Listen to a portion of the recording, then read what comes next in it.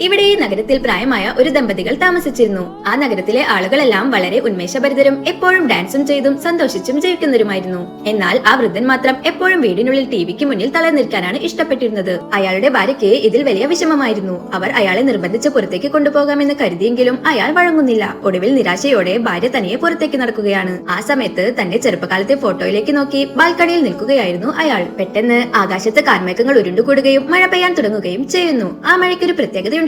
അതിൽ നനയുന്നവർക്ക് തങ്ങളുടെ നഷ്ടപ്പെട്ട യൗവനം തിരികെ ലഭിക്കുമായിരുന്നു. മഴത്തുള്ളികൾ ശരീരത്തിൽ വീണതും ആ വൃദ്ധന്റെ ഉള്ളിൽ ഒരു താളം ഉണർന്നു. അയാൾ കണ്ണാടിയിലൂടെ നോക്കിയപ്പോൾ കണ്ടത് തന്റെ പഴയ യൗവനയുക്തമായ രൂപമാണ്. ആവേശമൊത്ത അയാൾ തൊപ്പിയിട്ട് താഴേക്ക് ഓടിയിറങ്ങുന്നു. തെരുവിലെ മഴയിൽ അയാൾ ആവേശത്തോടെ ഡാൻസ് ചെയ്തു. പെട്ടെന്ന് അയാൾ തന്റെ ഭാര്യയെ കണ്ടുമുട്ടുന്നു. അവരും ഇപ്പോൾ സുന്ദരിയായ ഒരു യുവതിയായി മാറിയിരിക്കുകയാണ്. അവർ രണ്ടുപേരും മഴയത്ത് കെട്ടിപ്പിടിച്ചും കൈകൾ കോർത്തും ഡാൻസ് ചെയ്യുകയാണ്. പെട്ടെന്ന് ആ മാന്ത്രിക മഴ മാറാൻ തുടങ്ങി. മഴ നീങ്ങുന്നതിനനുസരിച്ച് തങ്ങളുടെ യൗവനം നഷ്ടമാകുന്നത് അയാൾ തിരിച്ചറിഞ്ഞു. പ്രായമാകാതിരിക്കാൻ അയാൾ മഴയെ പിന്തുടർന്ന് പാലത്തിന് മുകളിലൂടെ ഓടിയെങ്കിലും മഴ അകന്നുപോയി. അയാൾ വീണ്ടും പഴയ വൃദ്ധനായി മാറി. വലിയ നിരാശയോടെ അയാൾ ഭാര്യയുടെ അടുത്തേക്ക് നടന്നു. എന്നാൽ തന്റെ പഴയ രൂപത്തിലേക്ക് മാറിയിട്ടും ഭാര്യയുടെ മുഖത്ത് വലിയൊരു പുഞ്ചിരി ഉണ്ടായിരുന്നു. അവൾ അയാളെ ചേർത്ത് പിടിക്കുന്നു. അപ്പോഴാണ് അയാൾക്ക് ആ സത്യം മനസ്സിലാവുന്നത്. യൗവനം എന്നത് ശരീരത്തിന്റെ മാറ്റമല്ല, മറിച്ച് സന്തോഷത്തോടെ ഇരിക്കുന്ന മനസ്സിന്റെ അവസ്ഥയാണെന്ന്. അങ്ങനെ അയാൾ തന്റെ ഭാര്യയുടെ കൈകൾ പിടിക്കുന്നു. ഇത്തവണ മഴയോ മാന്ത്രികതയോ ഒന്നുമില്ലാതെ പ്രായം മറന്ന് അവർ ആ തെരുവിൽ സന്തോഷത്തോടെ ഡാൻസ് ചെയ്യാൻ തുടങ്ങി.